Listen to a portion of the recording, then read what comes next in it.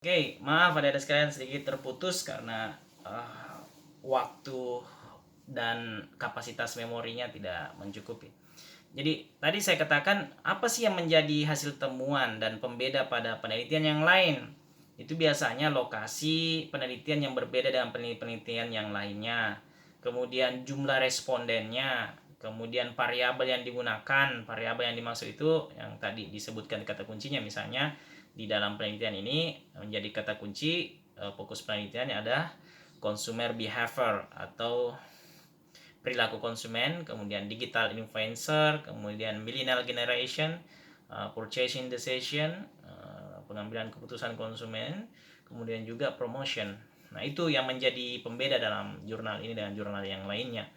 Kemudian apa yang menjadi kelebihan atau kekurangannya? Kelebihannya penelitian ini kalau saya lihat dia kontekstual dengan kondisi saat ini yang terjadi.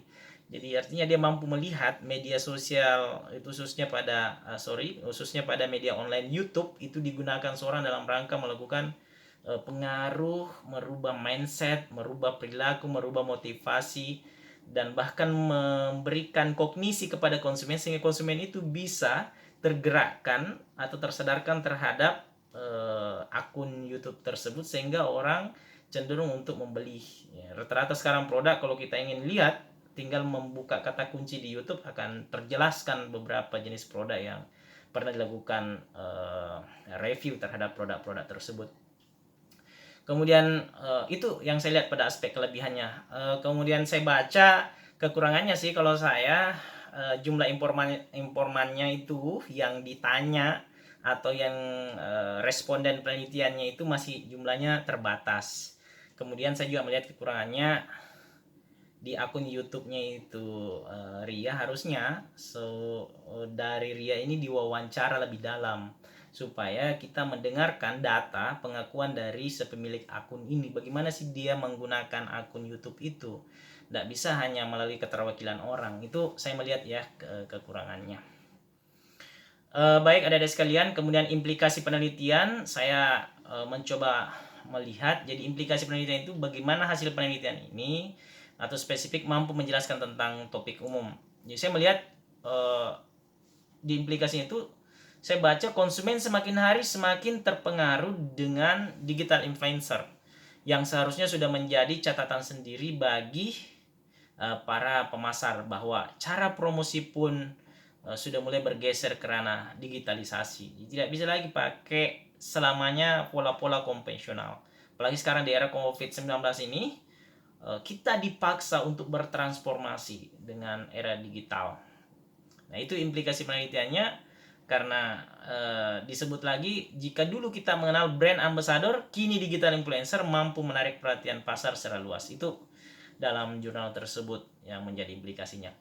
Kemudian simpulan kesan umum dan kritiknya, kalau saya sih simpulannya saya baca di situ dikutip disebutkan bahwa munculnya digital influencer mampu merubah perilaku konsumen pada promosi produk dan keputusan pembelian generasi milenial. Nah, itu kesimpulannya. Jadi terdapat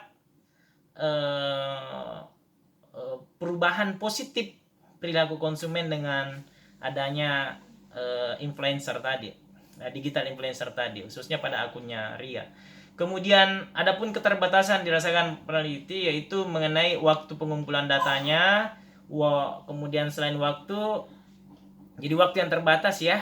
Kemudian ya bisa saja dana sehingga penelitian itu tidak bisa menjangkau jauh karena membutuhkan dana yang besar.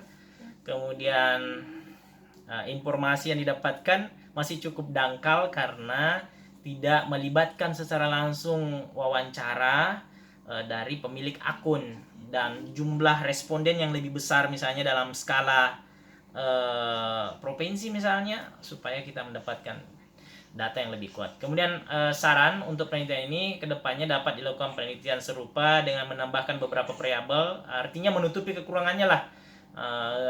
Variabel-variabel penelitian yang belum ada di sini, misalnya kognisi yang belum ada, yang di sini kan disebutkan pengambilan keputusan konsumen dan lainnya. Kemudian selain itu juga perlu kalau saya tadi menambahkan jumlah responden atau melakukan perbandingan antara YouTube yang satu dengan YouTube yang lain. Misalnya Atta Halilintar misalnya, itu menarik juga melakukan penelitian. Walaupun nanti kesulitan dalam mewawancara, saya kira bisa dengan orang-orang sekelilingnya atau pengguna atau pengikut pun bisa menjadi responden. Pendekatan statistik pun bisa. Itu kira-kira saran dari saya sebagai pembaca jurnal.